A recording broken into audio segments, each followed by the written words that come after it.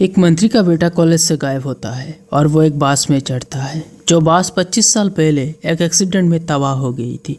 पर अब वो बास वापस कैसे आई और उस लड़के के साथ भी क्या हुआ होगा, इसका एंडिंग आपको हिला कर रख देगा। हेलो दोस्तों, आज मैं एक्सप्लेन करने वाला हूँ हाल ही में आई मूवी रुद्रा गरुड़ पुराण को। मूवी शुरू होती है, रात का टाइम होता है। दो आदमी बाइक से कहीं जा रहे होते हैं। दूसरी तरफ कोई काला जादू करते हुए एक पुतले की गर्दन को मोड़ता है। ऐसा करते ही उस बाइक का एक्सीडेंट हो जाता है जिससे दोनों की वहीं पर मौत हो जाती है। तभी हमें एक लड़की की आत्मा दिखाई देती है। सीन शिफ्ट होता है और एक स्कूल का सीन देखते हैं जहाँ बच्चे बहुत खुश थे क्योंकि कुछ देर बाद वो घर जाने वाले थे। उनके पेरेंट्स भी उन्हें लेने आ जाते हैं। इनमें से एक अकेला आदमी अपनी बेटी को लेने आता है। बारिश का मौसम होता है, तभी अचानक स्कूल का बिल्डिंग गिर जाता है जिससे बहुत से बच्चों की मौत हो जाती है। इनमें से एक उस आदमी की बेटी भी होती है। वो आदमी बहुत रोता है। इस आदमी को आप लोग याद रखना। इसके बाद बेंगलुरु का सीन देखते हैं जहाँ कोर्ट में क्रिमिनल गुटका रमेश नाम का वकील की वेश में आता है। ये बात पुलिस वालों को पता लग जाता है, जिस वजह वहाँ रुद्रा नाम के एक ऑफिसर उसे पकड़ लेता है। दरअसल गुटका रमेश के ऊपर मर्डर का केस होता है। गुटका रमेश का आदमी मिनिस्टर को धमकी देता है जिससे मिनिस्टर डर जाता है और वो रुद्रा के सीनियर गौड़ा को कॉल करता है। फिर गौड़ा रुद्रा को कॉल करता है लेकिन रुद्रा जानबूझकर कॉल नहीं उठा था, जिसके बाद वो गुटका रमेश को एक सुनसान जगह पर ले जाकर उसका एनकाउंटर कर देता है। इस बात को लेकर रुद्रा और गौड़ा पर एक इंक्वायरी बैठती है जिससे गौड़ा का प्रमोशन रुक जाता है और इन सब की वजह रुद्रा होता है, जिससे उसका सीनियर उसे एक दूसरी जगह ट्रांसफर कर देता है। वहाँ उसका मुलाकात गोविंद से होता है। बातों ही बातों में गोविंद रुद्रा को शादी करने के लिए कहता है, लेकिन रुद्रा की नज़र में ऐसी कोई लड़की नहीं थी। इसलिए अगले दिन गोविंद उसे एक लड़की से मिलाता है। लड़की का नाम दिव्या होता है। दिव्या के साथ एक छोटी बच्ची भी आती है। पहले रुद्रा को लगता है कि ये दिव्या की बेटी है, लेकिन बाद में पता चलता है कि ये दिव्या की बहन की बेटी है।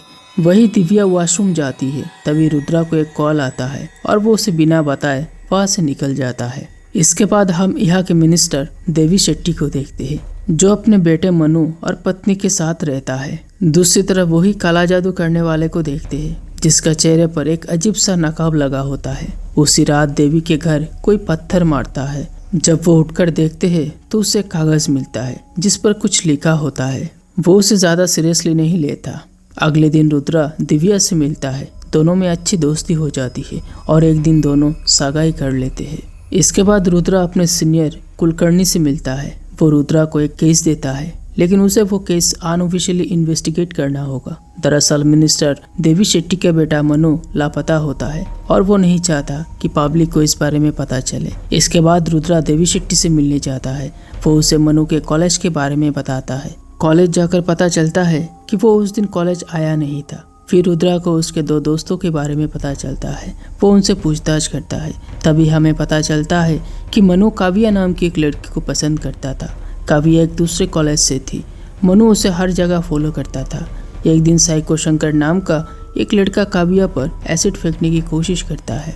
वहाँ मौजूद मनु उसके साथ लड़ने लगता है। काव्या यह सब देखकर मनु को पसंद करने लगती है। दोनों में प्यार हो जाता है।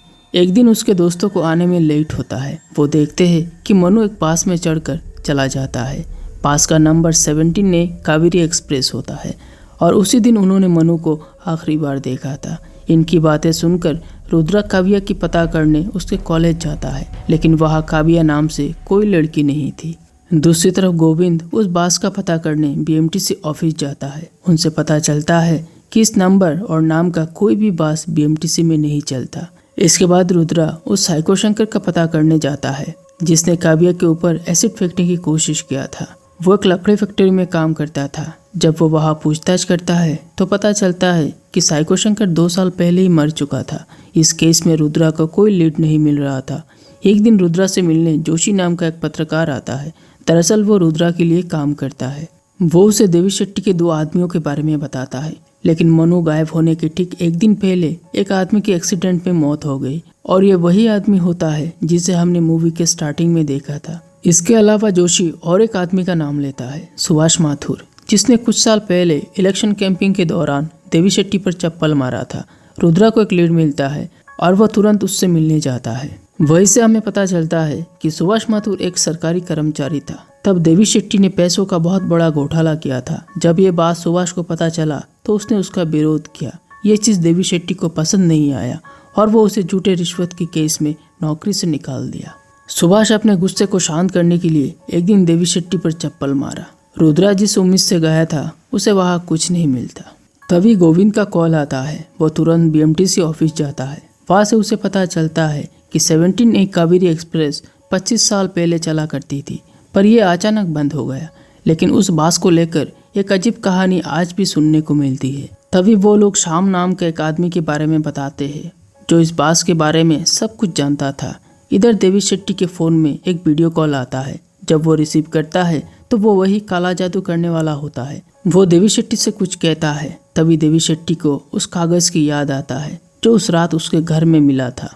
देवी शेट्टी उसका अर्थ समझने एक गुरुजी के पास जाता है।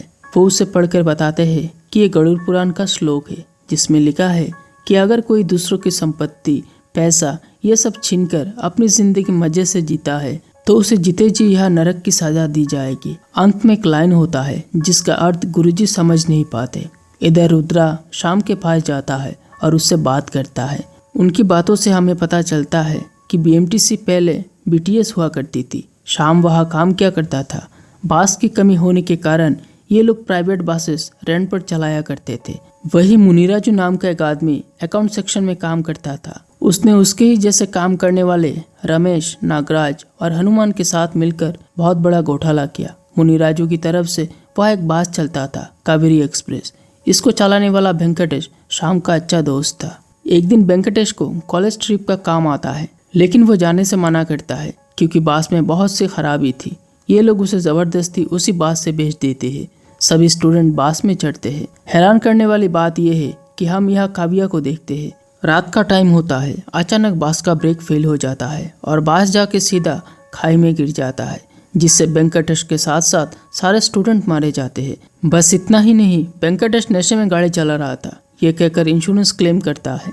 गांव वाले गुस्से में आकर एक रात वेंकटेश की पत्नी और बच्चे के साथ पूरे घर को जला देते हैं। श्याम रुद्रा को एक बहुत पुराना फोटो दिखाता है जिसमें रमेश, नागराज और हनुमान थे, मगर मुनिराजू नहीं था। लेकिन अब रमेश नाम बदलकर रामान्ना बन गया है। इसी तरह हनुमान ने भी अपना नाम सुलेमान रख लिया था, पर तीसरा जो नागराज था वो कुछ दिन पहले ही गुजर गया। लोगों का कहना है कि उसे उन प्रेत आत्माओं ने मारा है जो उस बस एक्सीडेंट में मरे थे। अब मुनिराजू का पता लगाने रुद्रा रामान्ना से मिलने जाता है, लेकिन रामान्ना तब तक दुनिया से चल बसता है। इसके बाद वो सुलेमान से मिलने जाता है, लेकिन वहाँ भी सुलेमान के पीछे गुंडे लग जाते हैं। रुद्रा उसे काफी बचाने की कोशिश करता है, लेकिन वो नाकाम रहता है। रुद्रा के पास अब एक ही रास्ता बचा था। वो उस एरिया के पुलिस स्टेशन जाता है जहाँ उस कावेरी एक्सप्रेस का एक्सीडेंट हुआ था। काफी ढूंढने के बाद उसे उन विक्टिम की फाइल मिलता है जिन्होंने उस हादसे में अपने जान गंवाए थे। साथ ही वो मुनिराजू के बारे में पूछता है, लेकिन कोई उसके बारे में बता नहीं पाता।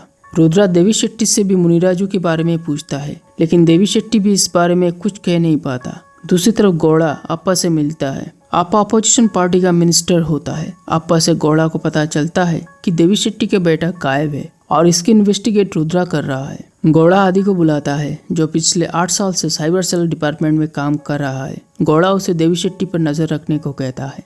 एक रात देवी शेट्टी को एक वीडियो मिलता है जहाँ हम मनु को देखते हैं जो उस काला जादू करने वाले के पास होता है। वो देवी शेट्टी से कहता है कि आने वाले अमावस्या में उसके बेटे की बलि दिया जाएगा। ये सुनते ही देवी शेट्टी डर जाता है। इधर रुद्रा अपने सीनियर कुलकर्णी से मिलता है और अब तक जो कुछ भी हुआ उसके बारे में बात करता है। दरअसल रुद्रा का मानना था कि इस केस में काला जादू जैसा कुछ जुड़ा हुआ है। रुद्रा की बात सुनकर उसका सीनियर हंसने लगता है। तभी वहाँ जोशी आता है और उसके साथ हुआ एक इंसिडेंट के बारे में बताता है। जब वो एक न्यूज़पेपर में काम करता था तो एक दिन एक मैकेनिक ने उससे लिफ्ट मांगा। इसी तरह वो हर रोज उससे लिफ्ट लेने लगा। दोनों में अच्छी दोस्ती हो गई थी। एक दिन जोशी बहुत टेंशन में था क्योंकि उसे कोई ब्रेकिंग न्यूज नहीं मिल रहा था। तभी वो मैकेनिक उसे एक होटल ले जाकर 3 लोगों को दिखाकर कहता है कि उनसे दोस्ती कर लो, ब्रेकिंग न्यूज मिल जाएगी। जोशी उसके कहने पर वहाँ रोज जाने लगा। 3 लोगों में से एक बंदा बहुत टेंशन में था। जब वो वजह पूछता है तो वो हैरान रह जाता है क्योंकि उन तीनों ने एक आदमी को मारा था और जिसको मारा था ये वही आदमी है जो जोशी से हर दिन लिफ्ट मांग रहा था। यह सुनते ही कुलकर्णी एकदम से हैरान रह जाता है। इधर आदि को गौरी बानू नाम की एक पत्रकार मिलती है। उसकी बातों से पता चलता है कि रुद्रा देवी शेट्टी के साथ मिला हुआ है। वो आदि को ये भी कहती है कि अगर इस केस को आगे बढ़ाना है तो रुद्रा पर कड़ी नजर रखनी होगी। इसलिए एक दिन आदि दिव्या से मिलने जाता है और वो रुद्रा के बारे में पता करता है। पर दिव्या सिर्फ रुद्रा को ही जानती थी, इसके अलावा उसे कुछ पता नहीं था, जिस कारण उसे आदि के सामने शर्मिंदा होना पड़ता है, क्योंकि वो जिस इंसान के साथ पूरी जिंदगी बिताने वाली है वो उसके बारे में कुछ नहीं जानती थी। एक दिन आदि ये कॉल रिकॉर्डिंग गौड़ा को सुनाता है, जहाँ देवी शेट्टी किसी से बात कर रहा था। वो आदमी देवी शेट्टी से उसके बेटे के बदले पैसे देने को कह रहा था। आदि उस किडनैपर को रंगे हाथ पकड़ना चाहता था, इसलिए वो कुछ पुलिस के साथ रिकॉर्डिंग में बताए हुए लोकेशन पर जाता है। वहाँ देवी शेट्टी की पत्नी पैसों से भरी बैग लेकर एक ट्रेन में चढ़ती है। उसके साथ बवैया भी होता है। आदि अपने फोर्स के साथ उसी बोगी में चढ़ता है। कुछ दूर जाने पर किडनैपर देवी शेट्टी की पत्नी को पैसों से भरी बैग को नदी में फेंकने को कहता है। वो भी उसके कहने पर फेंक देती है, जिससे आदि का प्लान यहाँ फेल हो जाता है। बवैया आकर देवी शेट्टी को ये सारी बातें बताता है।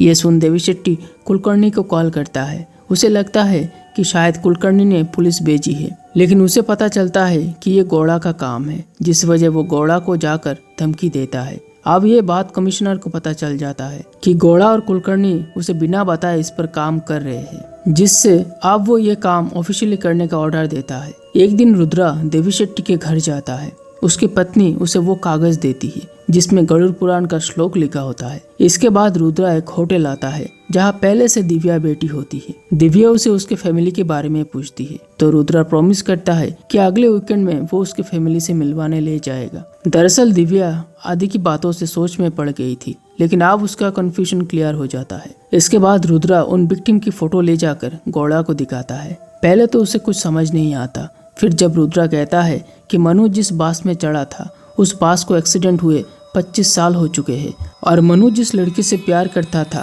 वो भी उस एक्सीडेंट में मारी गई थी। फिर वो एक दूसरा तस्वीर दिखाता है और कहता है कि ये है मुनिराजू, जिससे हम देवी शेट्टी के नाम से जानते हैं। ये फोटो रुद्रा को शाम से मिला था। इतना सब सुनने के बाद गौड़ा हैरान रह जाता है, साथ ही इस केस को जल्द से जल्द खत्म करने को कहता है।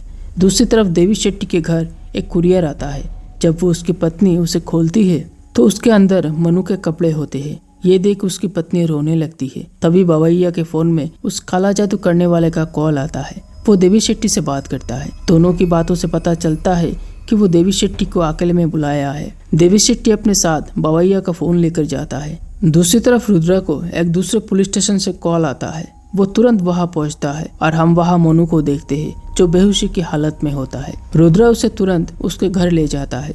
मनु की हालत देख उसकी माँ रोने लगती है। यह रुद्रा देवी शेट्टी के बारे में पूछता है। दरअसल रुद्रा सुबह से उसका फोन ट्राई कर रहा था, लेकिन वो नॉट रीचेबल आ रहा है। देवी शेट्टी की पत्नी कहती है कि वो किसी काम से बाहर गए हैं। रुद्रा समझ जाता है कि वो उससे कुछ छुपा रही है। इसके बाद वो कंट्रोल रूम आता है और शहर के सीसीटीवी फुटेज चेक करता है, लेकिन वहाँ भी उसे कुछ नहीं मिलता। तभी देवी शेट्टी की पत्नी रुद्रा को कॉल करती है और देवी शेट्टी कहाँ गया है इसके बारे में बताती है। साथ में वो बवैया का नंबर देती है।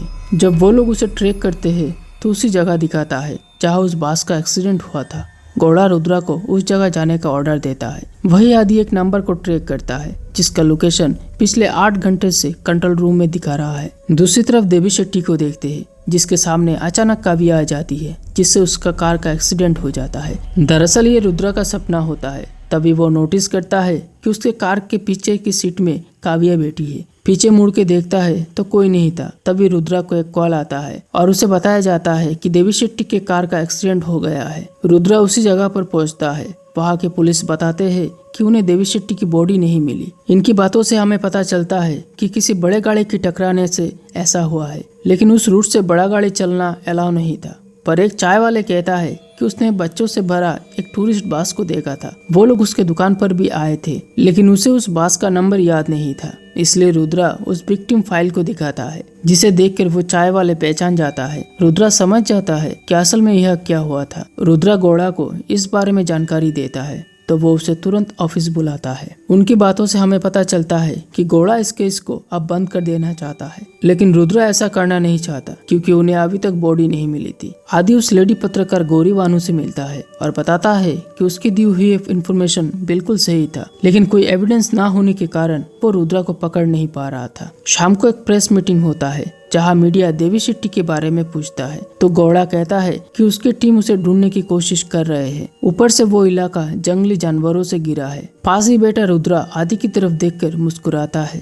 आदि गुस्से में लाल हो चुका था। अगले दिन रुद्रा दिव्या को लेकर उसके गुरुजी के आश्रम जाता है। यह हमें पता चलता है कि रुद्रा का इस दुनिया में कोई नहीं है, वो इसी आश्रम में पला बड़ा है। उसने इस आश्रम के लिए बहुत कुछ किया है, इसलिए वहाँ के गुरुजी उसे सम्मानित करते हैं। इसके बाद कहानी थोड़ा फ्लैशबैक में जाती है जहां हम देवी शेट्टी को देखते हैं जिससे मीडिया के लोग सवाल कर रहे थे। दरअसल मूवी के स्टार्टिंग में जो स्कूल गिरा था ये उसके ही कंपनी का बनाया हुआ था। इसके बाद हम रुद्रा को देखते हैं जो एक आदमी से मिलता है। आप लोगों को याद होगा ये वही आदमी है जो अपने बेटी के मरने पर बहुत रोया था। वो आदमी देवी शेट्टी को मार देना चाहता था। रुद्रा उसे समझाता है कि उसे मारना इतना आसान नहीं, इसलिए रुद्रा, जोशी, गौरी बानू और चाय वाला सभी मिलकर एक प्लान बनाते हैं कि कैसे देवी शेट्टी को मारा जाए। रुद्रा उस आदमी को एक नकाब देता है। ये वही नकाब होता है जिसे हमने कुछ समय पहले देखा था। रुद्रा के खिलाफ आदि को इन्फॉर्मेशन देना ये भी उनके प्लान का हिस्सा था। फिर हम देखते हैं कि असल में उस दिन देवी शेट्टी का एक्सीडेंट नहीं हुआ था।